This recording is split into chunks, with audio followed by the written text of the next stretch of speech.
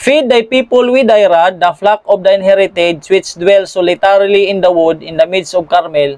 Let them feed in Bashan and Gilead, as in the days of old. Okay. So, ang Carmel, ang Bashan in Gilead, wala na siya na nag-exist sa isang panahon. So, yan yun, no? Ang katauhan sa Ginoo pakanon sa rod, didto sa Carmel, nadto sa Bashan, kay let them feed in Bashan and Gilead as in the days of old. Kani sama sa karaang panahon. Okay? Naay pagpakaon sa Bashan. So dirita sa punto sa Bashan. Sa Biblia mga kaigsunan, dili nato kalimtan na way dekorasyon diha. Walay dili importante. Ni tulpok ni kudlit way sayloan. Okay, kay balo na tana. So naay pagpakaon sa Bashan. So, dili pwede pakaunon ang Bashan kung walay Bashan. Mao na siya ang kuan diha, logic. Okay? So, after sa atong gipamatud-an ganina, naputol man to, na ang General Association of the Berean Seventh-day Adventists, a dissolved association in liquidation, March 14, 1962. So, gibaligya ang buong Mount Carmel 1957. So ma-provide na to na siya pero dili karon. So mao ni siya ang mga documents. Yan. Natay mabasa ana. Karon, syempre kung dissolve ang Carmel, ang sunod dito, let them feed in Bashan. So ato na siya ang pamatud-an karon. So naay pagpakaon sa Bashan. Ingon ang Biblia og ang shepherd's rod. Okay? So, dirita sa mabasa. Feed thy people with thy rod. So, pakanon ang katauhan sa sungkod. The verb feed is to be understood as spiritual food, and that food, open and close parenthesis, is found in the rod. So, ang pagpakaon sa sungkod na spiritual food, mao na siya ang shepherd's rod, mao na ang kamaturan dito sa Carmel, sa Bashan o sa Gilead. So ang Dios ang nagpakaon ana. Okay? Mabasa na siya sa 1 SR 243 paragraph 1. So Carmel, Bashan and Gilead are used as symbols of good spiritual pasture. So wala gyud bad diha, kana gyud sila, good gyud na sila nga symbols sa maayong pastulan. Og kini nga mga lugar, these places are where Israel had their victory. So naagay mga literal nga place, literal nga mga lugar. So naay literal na lugar, no? So karon, unsa na to pagka-detect? Ma-detect na to kay past, present and future. This is one of the rules to detect present truth. So mo na siya kay na-dissolve naman ang Carmel sa pagkamatay ni Barhotep, o kadtong association wala na to mag-exist, no? Mao gani nga ang mga Davidian karon, ang mga pangalan mauna na siya. So karon derita sa Isaiah 33:9 gisgutan diha na prophecy kanang gitawag nga shake off.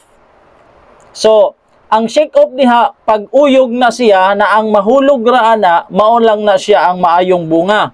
So, mao na siya ang pagpamatuod sa Bashan, sumala sa Biblia, na naay Bashan sumala sa mabasa sa Mekas o sa Isaiah 33:9. No? Na pag-shake off sa bunga sa Carmel ngadto sa Bashan. Okay? Ato nang basahon sa timely greetings number 1, 34, page 12.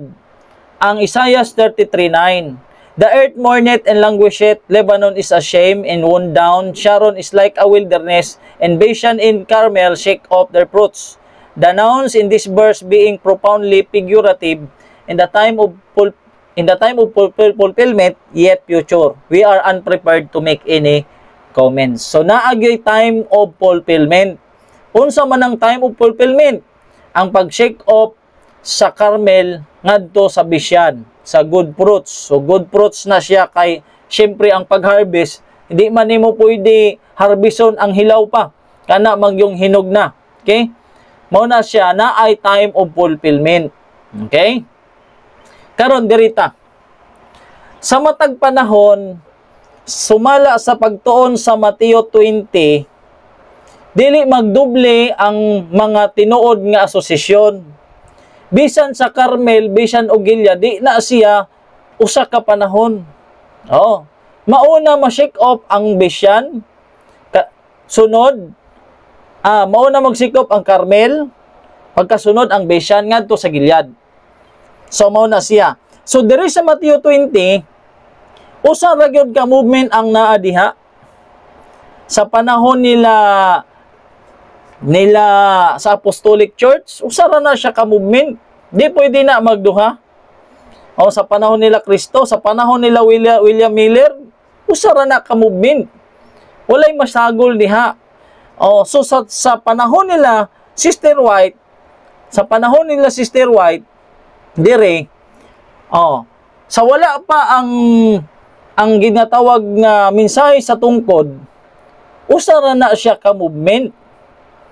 Pagkatapos abot dito sa Shepherd's Rod sa 1930, maura gyud na siya ang movement kay no longer the voice of God man ang General Conference. So mao na siya mga kapatid, bisan gani sa chart dire, usa ra gyud ang nag-exist ana. Usa ra. Hantod gyud na siya sa kingdom, dili na siya maduha. Bisan diri sa Ezekiel 4. Sa Ezekiel 4 sa panahon ni Luther, si Luther ra nga movement. Si John Knox ra na siya, di na siya maduble. Si John Wesley, si Campbell, si Miller, si Ellen G. White, diri sa panahon ni Barhotep, usa ra gyud na siya nga movement. Okay? Karon, bisan diri sa 7 churches, hindi pwede na magdalawa ang church diha. Isa lang talaga ang mag-exist diyan. Okay. No? So dirita sa Shepherd's Rod, naabay panahon nga madoble ang movement? No, wala. Sumala sa chart na atong gipakita. No, wala gyud pwede. Ingon diri sa 2 SR 125 paragraph 1. God has never had more than one movement in existence at a time, and it could not be otherwise now, for Christ cannot be divided. See 1 Corinthians 1:13. God's church is well marked in every generation by obedience to present truth. So, ang matag movement diha mga kaigsunan, mao gyud na siya, nagsunod gyud na siya sa present truth. Ang movement mao gyud na naghawak sa present truth. Og wala pod mahitabo nga daghan ang movement sa usa ra ka peryodo sa panahon. So mao na siya mga kaigsunan, God has never had more than one movement in existence at a time.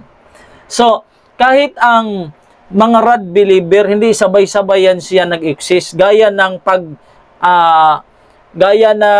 stand sa ibang Davidian na ang Carmel, Bisyan at Gilead isang panahon lang nag-exist. Okay? So ngayon, patuloy. Ngayon, kapag ang movement na yan nagdala ng present truth, no? Malinaw na sinabi sa rod na questionable ang iyong kaligtasan kung wala ka sa movement na yan. Ating basahin. Here in prophetic utterance is not word only a promise to purify the church when the modern Assyria is being crushed, but also a suggestive statement as to what constitute meet in due season for men today, and as to what movement they are to enlist, and if they would make sure of salvation. So, ma-sure di ay ang salvation kung naa ka na membro ana nga movement. Kay questionably, ibig sabihin, questionably ang atong kaluwasan kung wala ta ana nga movement. So sama sa presentation sa atong igsoon na movement ng iya. Karon.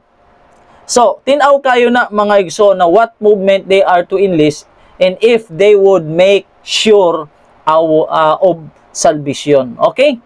So dirita mga kaigsunan. So ang movement mao na siya ang nagdala o gitawag nga present truth.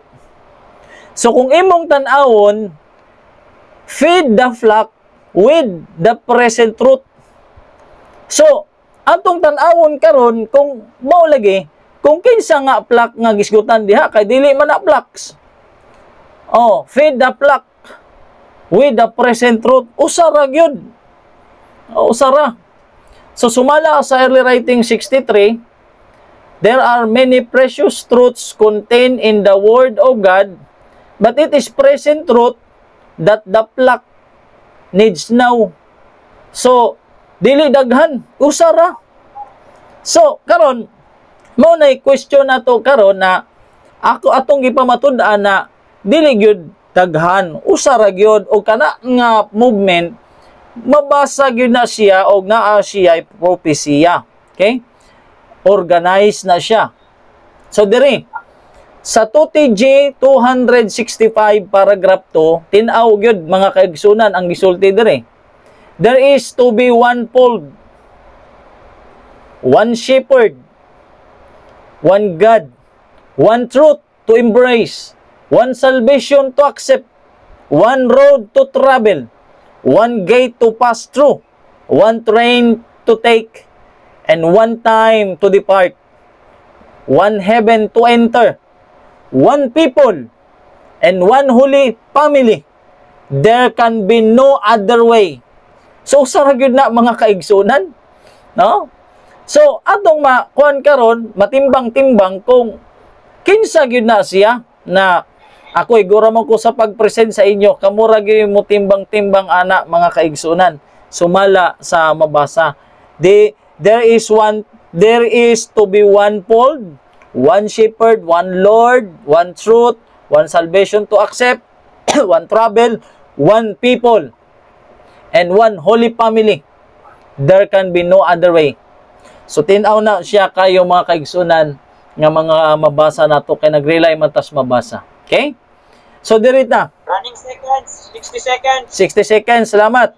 So sumala sa Biblia mga kaigsunan sa Salmo 68:15 alak daw sa 22. Dili si ang association sa Vision, dili na siya si Brother Bingham ang nagtukod kundi Ginoo mismo. The hill of God is as the hill of Vision, as an high hill as the hill of Vision. The Lord said, I will bring again from Vision, I will bring my people again from the depths of the sea. Kay kinsa ang nagtukod sa Vision? The hill of God is the hill of Vision. The Lord said, kinsa nagsulti ang Ginoo, I will bring again from Vision, I will bring my people again from the depths of the sea. So, mao na siya mga kaigsunan. No? Wala na time, bro? 10 seconds. Okay, so mao na siya mga kaigsunan na niadtong 1961 session, mao na siya ang reorganization sa Carmel, Faithful Pioneers sa Carmel, at dito nila nadesisyonan ang Vision. Okay, dira ko to, daghang salamat. Maraming salamat, Brother Hill, sa presentation mo. 15 minutes.